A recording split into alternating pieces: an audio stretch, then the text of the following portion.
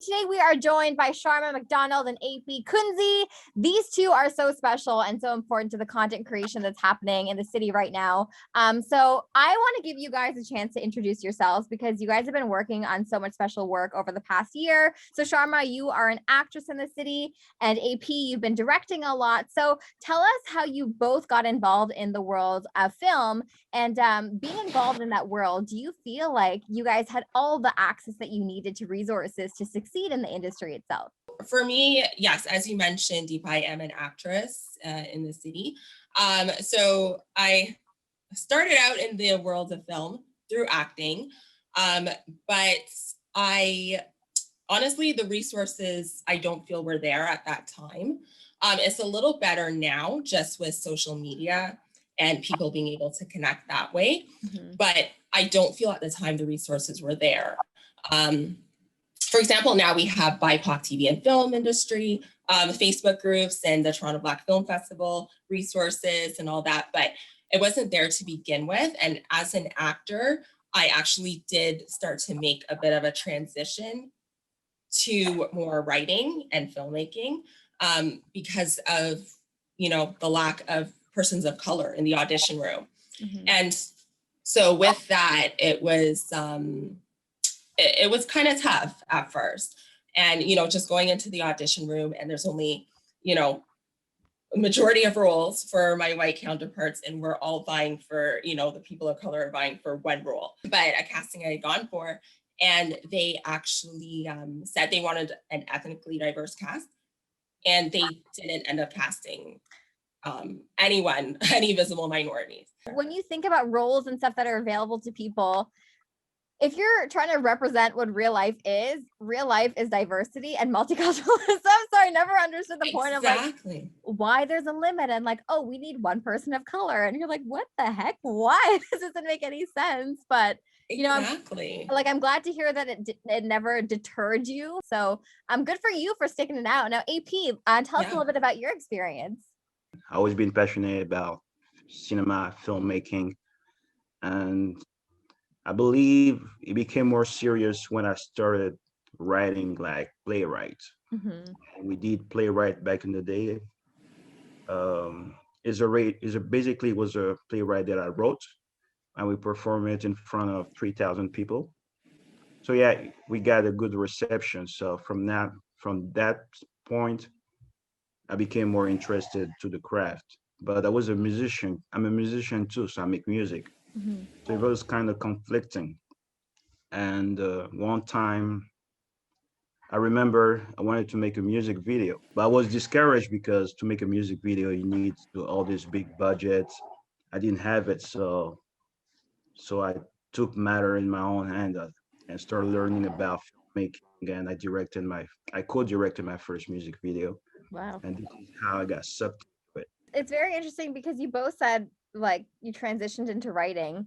So in that transition, was any part of that kind of the notion that there wasn't enough space for people of color, especially Black people in this industry? So you wanted to become a writer to start telling those stories and making that space available for others?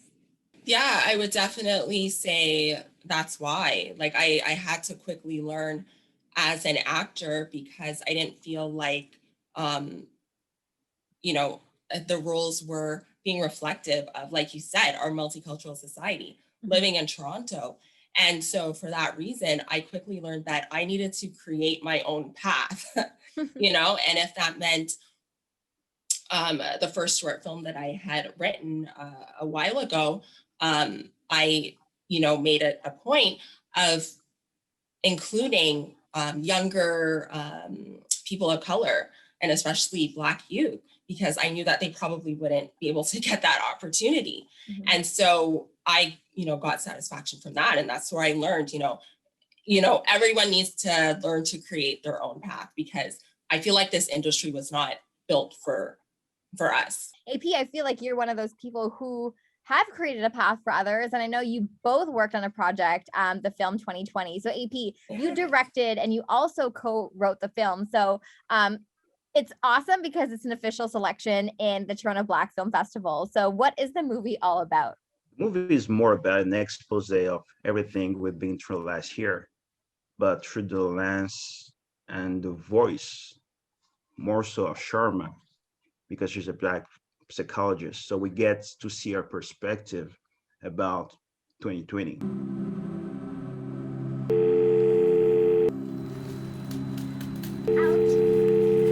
911, what's your emergency?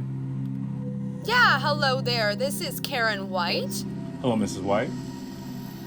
I'm out here on Selma Shores and there's a problem here. There's a black man running up and down the street in my neighborhood. Blackmail. Okay. Is he doing something in particular? You sure he's just not a neighbor? I'm sure. I know everyone in this neighborhood and I've never seen this man in my neighborhood before. And Sharma, like AP was saying, you're the main character of the film. So what are some of the struggles that she personally has to face throughout the film? And did you personally feel like you had connections with the problems she was dealing with in the film? It's about the Black psychologist. And the main struggle for her is because she's a psychologist, she's so used to treating, and helping other people cope with mental and emotional, issues, right? And so now in 2020, because of everything that's going on, my character is forced to look inside internally, and the roles are reversed for her, where she's used to analyzing and assessing others. Now she's forced to analyze herself based on we said 2 pandemics, right, as we listed it. So the pandemics being racism and the other one being COVID-19. Mental health was a huge issue in the film, or I should say a huge and a factor that needed to be brought to light in 2020. And so for me, I was struggling a lot mentally at first when the COVID-19 pandemic started. I was used to going out and meeting up with friends, and now it was kind of like, you're being forced to stay inside. And so it took its toll on me. And so I definitely brought that into the film as well. And then with I already knew that Black people were being, disproportionately affected by COVID-19. And so when the George Floyd murder happened, it was like, I just kind of felt like, how much more can, my Black brothers and sisters take, you know what I mean? And so that's when I started writing and started writing the film. And so, yeah, it's based on, through my eyes, right?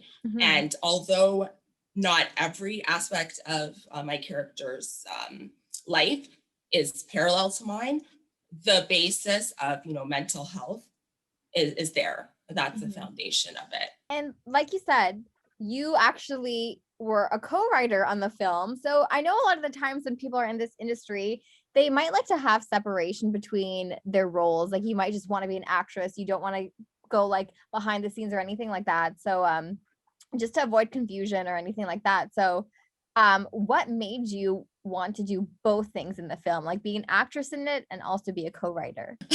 You're absolutely right when you talk about, creatives not always wanting to, take on multiple roles. Yeah. So I'm definitely like that. I'm always kind of like, if I'm going to do acting, I'm going to do 100%, just that, or directing, or so for this, it was really AP who encouraged me to act in the film.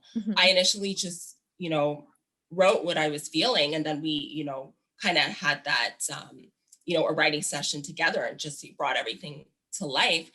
But he really wanted me to, really embody that role and share my story and share what I was feeling. And so that's the reason why I ended up being in the film. And, there's even a car scene in the film where, we were talking about the struggles of the character earlier, where she's in the car and a cop car, pulls up behind her, right? And so even stuff like that, those are, daily anxieties that, especially, women and Black men are facing, right? And so being as a Black person, and nowadays it's kind of like, oh my gosh, you don't know how this is going to turn out when you interact with the police. And so there were a lot of myself, what I was feeling. And so that's why I was like, okay, you know what, AP, sure, I'll be in the film. And at least AP supported you to help get you in the role. And I can't even imagine like the fear and the anxiety of thinking something so simple as a police car being behind you, maybe not even pulling you over, and the fear and anxiety that comes with that because you've seen how terribly that can turn out.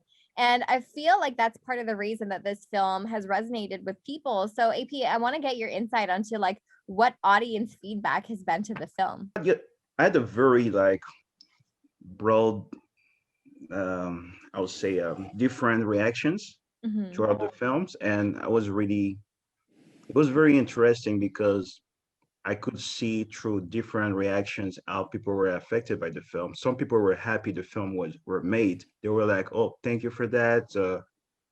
We really wanted to see that." Some people are related to that personally because they have somebody who went through the same basically turmoil that Sharma was going through. And it was very relatable. I think I was actually amazed to see different perspectives, which kind of opened my mind about the idea of having this film going through, reaching different audiences because everybody related to that. So that's basically was the core focus making this film, and I was happy with. So now that the Black Lives Matter movement is so much so in the forefront, in the spotlight, do you feel encouraged now more so than ever to make movies and share stories that put the Black community in the spotlight? I was being interested to basically go to that road even before the film was made because I always felt like the Black stories we have out there doesn't really represent the full spectrum. It's basically like 10-20% because I still feel that there's a lot of stories that need to be told, not only for Black in North America.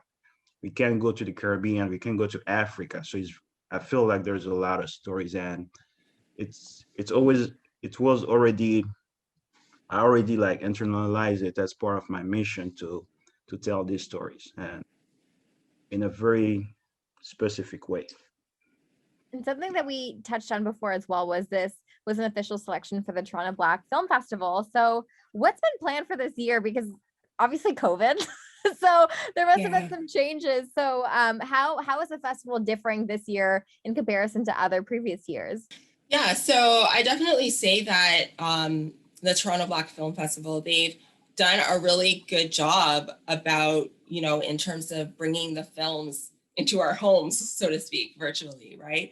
And also they have the Toronto Black Film Festival Black Market, which, highlights industry events that's been going on. So I think that's really, I know I've been partaking in them. I know that a lot of my colleagues, both, Black, non-Black, have been taking part in it. So I think this year is definitely a success for them. And I also know they were doing tributes to, actress Taraji B. Henson and the Honorable Jean Augustine and Clement Virgo and Wes Hall. So, they have like a lot of stuff planned, which is great. And have you guys personally seen like, the benefits of being part of the Toronto Black Film Festival? Like how has it aided and supported Black content creators? I think they're really doing a good job in terms of connecting. And I know they have an initiative now, I believe it's called Being Black in Canada for young emerging filmmakers. Oh, awesome. And I think it's presented by Netflix, and it's a collaboration with National Bank. So they're really doing a lot. And I'm just so happy to be able to, take part in all of their initiatives. What's next for both of you? Do you guys have any big plans for 2021? Me, I'm working on a few releases. So this year is going to be very interesting for me. Ooh. Yes, I have a few releases, some stuff coming up. I'm writing and editing at the same time. I have another project. It's named Cold. It's actually the project which inspired the style of filmmaking of 2020. But I'm doing things in reverse, Ah. like in it. So it should be promising. So it explored the life of three people dealing with forms of depression. I'm very excited about that project. Yeah, definitely keeping, pushing this film 2020 so that, more and more people see it and it can resonate with them. And I'm also working on a dark comedy called Mary. So, switching things up a bit. So look out for that. And also I'm going to be writing, hopefully, I'm putting that out there, writing a TV series. So hopefully, I'm trying to manifest that. So we'll see. All right. Well, but yeah, keeping busy. That is, fingers crossed. Yeah. Yeah, that is so awesome. Well, guys, thank you so much for your time today and, sharing your stories about your experiences in the industry. And hopefully, there's a lot of people who want to enter the industry and they might not know exactly how to get started or like what to expect. So obviously your insight is so appreciated by myself and like as well as everybody who's going to watch this. So thank you so much for your time and best of luck for 2021. Thank you for having us.